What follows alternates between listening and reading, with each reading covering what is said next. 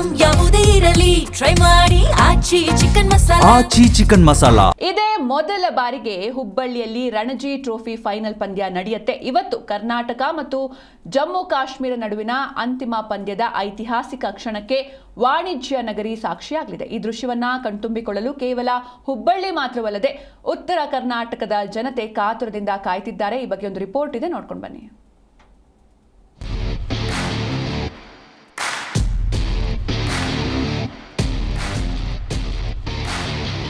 ಭಾರತೀಯ ಕ್ರಿಕೆಟ್ನ ಪ್ರತಿಷ್ಠಿತ Ranji trophy test tournament final ಹಂತ ತಲುಪಿದ್ದು, ಭಾರತೀಯ ಕ್ರಿಕೆಟ್ ಇತಿಹಾಸದಲ್ಲಿ ಇದೇ ಮೊದಲ ಬಾರಿಗೆ ಜಮ್ಮು ಕಾಶ್ಮೀರ ಫೈನಲ್ಸ್ಗೆ ಎಂಟ್ರಿಯಾಗಿದೆ.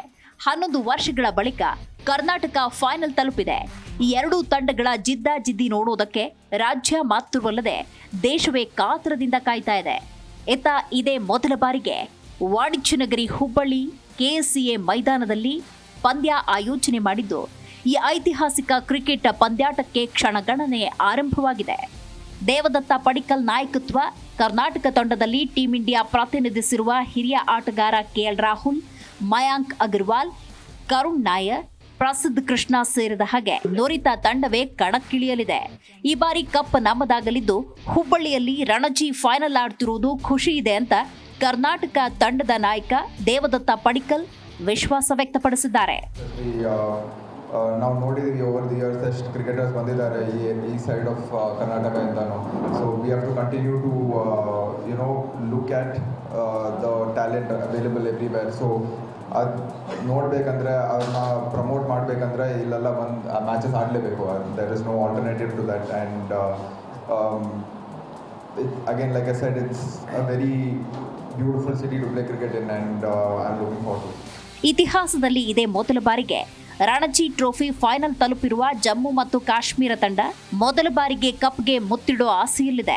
ಫರಾಸ್ ದೋಗ್ರಾ ನಾಯಕತ್ವದಲ್ಲಿ ಶುಭಂ, ಉಮರ್, ರೋಹಿತ್ ಶರ್ಮಾ, ಮುಸ್ತಫಾ ಅಜಿ, ಅಬ್ದುಲ್, ಯದುವೀರ್ ಸಿಂಗ್ ಸೇರಿ ಉತ್ತಮ ಆಟಗಾರರ ಬಳಗವಿದೆ.